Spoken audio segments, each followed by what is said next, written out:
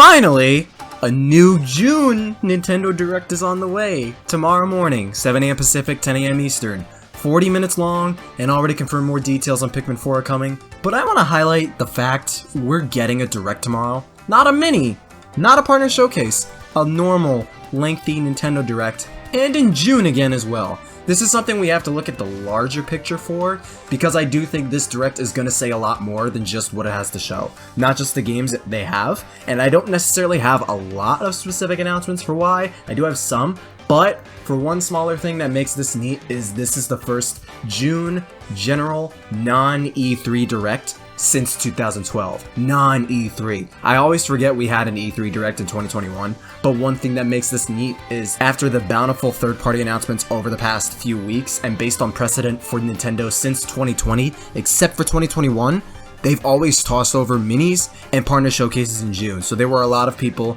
me too, thinking, partner or mini coupled with the recent Pikmin 4 ad a week ago and the shadow announcement of Everybody 1-2 Switch. But nope. We're getting the whole 9 yards, a normal Direct. But no Smash reveals, no Tears of the Kingdom glimpses or new Zelda stuff, so this Direct has interesting expectations to meet, both from the Switch continuation believers, perspectives, and the Twilight Year devotees, because that specifically is why I call this Direct important. Tell me, what is the one most common question most fans from Nintendo are tossing around the past several months? What's the one thing a lot of fans are hoping we get to soon? Switch 2. Where's the next system? Where's the Switch's successor? Where's the new Switch? Where's the new system, Nintendo? Where's your new console, etc.? The majority of fans are begging and are antsy as hell for the next Nintendo system. The majority of Nintendo content creators as well as content indulgers feel we're in the twilight years of the Switch. I'm not gonna go that deep into it, but I'm in the minority in that I think we're still a good ways away from the next system, a good 2 to 3-ish years or so. To keep it short and sweet, we just got a new massive 3D Zelda. There's still a bunch of DLC for several games on the way for the rest of the year. Nintendo themselves stated multiple times 2-ish years ago was the halfway point for the system. After Pikmin 4 in July, there's currently nothing as far as whole new first-party software. We know Nintendo is not going to slouch for the rest of the year for that at the very least, and especially now with this Direct, and a likely September one as well, it's very likely Nintendo's still got a decent chunk of horsepower left in the thing. And if the announcements have either considerable weight behind them, and or if some of them are spread into early or middle of 2024, then we're still likely not going to see the next system for a pretty good while. It does come down to the first party titles' weight though, but if Nintendo didn't have much to show or maintain as far as the Switch goes, they wouldn't bother with this regular Direct, especially with the mini showcases in recent years sufficing for lesser non-first party announcements. But this will give us a better idea for how long we have based on the games they show, so here's hoping we get some good ones.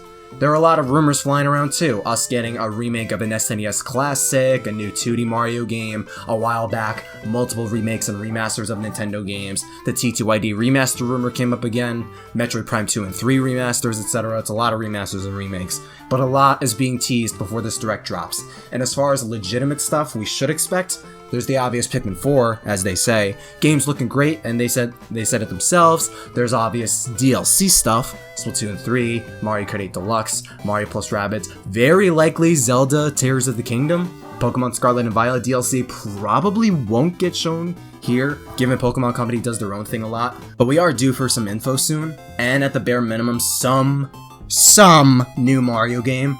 August onward is blank, and you know damn well Nintendo is not gonna leave the holiday title open. They're gonna have some holiday title ready, like they always do every single year. Zelda just came out, Pokemon came out last year, Splatoon 3 came out last year, Mario Kart 8's still trudging through its DLC, Nintendo's not doing anything with Animal Crossing. Besides maybe Donkey Kong, and we don't even know if Nintendo's doing anything with Donkey Kong anytime soon. The only other potential holiday title that can hold itself up among those other games is either a 2D or 3D Mario, and there is also the hype and success of the Mario movie to consider as well. There are some spicy rumors of a new 2D Mario coming. I think that makes all the sense in the world. We have not gotten a proper, new, legitimate 2D Mario in more than a decade. I am expecting that here, and as our holiday game, but all I want from it is a new 2D Mario that actually looks like it's trying something new or is innovative as far as 2D Mario goes. Some neat major mechanic throughout the game, a new art style, new playable characters, maybe Peach and Donkey Kong to parallel the Mario movie and make them playable, maybe Daisy or Wario, something, just something that separates this 2D Mario from all the others, especially the new Super Mario Bros. Games.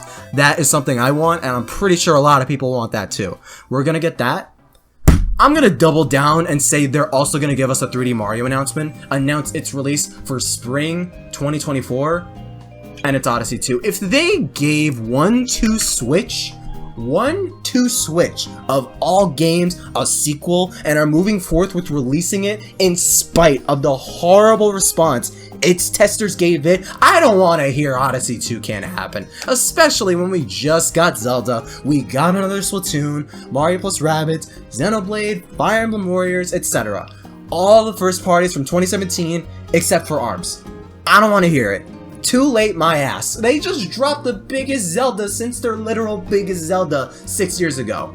And especially after 1-2 Switch, I'm not giving up on Odyssey 2. If all those other games stuck to their guns with sequels, there's literally zero reason Odyssey couldn't do the same, and that would be a good title to tell people the Switch ain't leaving anytime soon.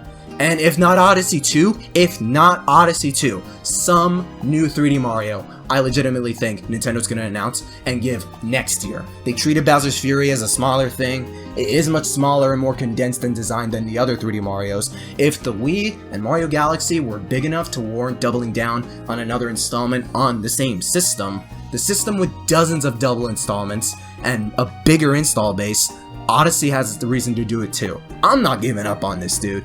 Too late for Switch my ass, and save for the next system my ass. That's my line in the sand. I just hit my PC. And I also mentioned Thousand Year Door rumors, Paper Mario. I am not believing that for a second until I see it.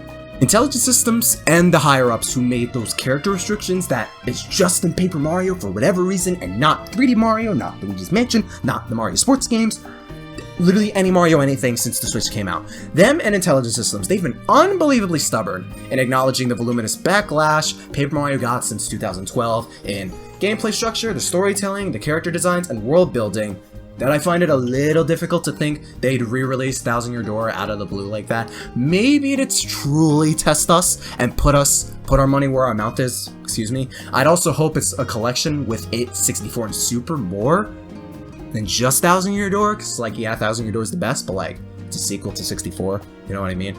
But not only do I have considerable doubts, there's also the worry that if they do remake it, how much they would change and alter to meet today's standards, given the Mario and Luigi remakes got several modifications here and there that people did not like. It'd be cool if they remade it, even if it's just a simple HD resolution upscale. That's honestly all a Thousand Year Door re-release would need.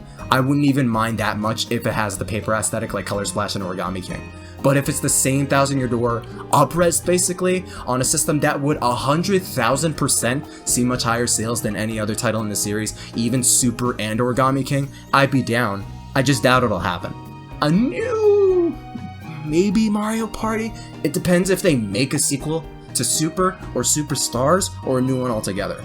The 64 had 3 of them, the 3DS had 3 of them, the GameCube had 4 of them, and both titles on Switch run under the same engine, like all those other games do on those systems respectively. So I don't think it's impossible, or that out of the realm of possibility for the Switch to get a third one. Soft, maybe, but it's whatever. If no, I don't know, I could go either way.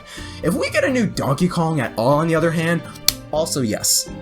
Tropical Freeze is almost a decade old. I kinda don't care what kind of game it is at this point, just something new for Donkey Kong, if anything, would be awesome.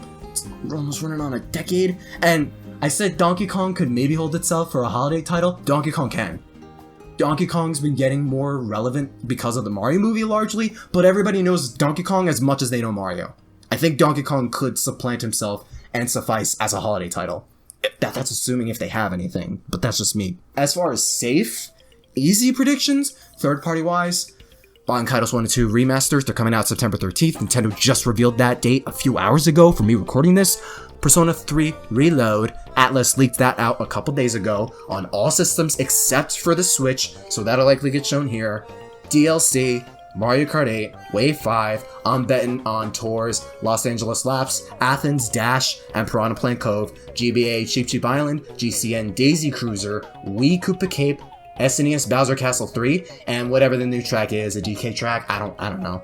Splatoon 3 Side Order has 0 details as of now, we're probably gonna get them soon. Mario plus Rabbids Sparks of Hope might get the Rayman DLC teased again, a little unsure when it just got a small tease at the Summer Games Fest recently.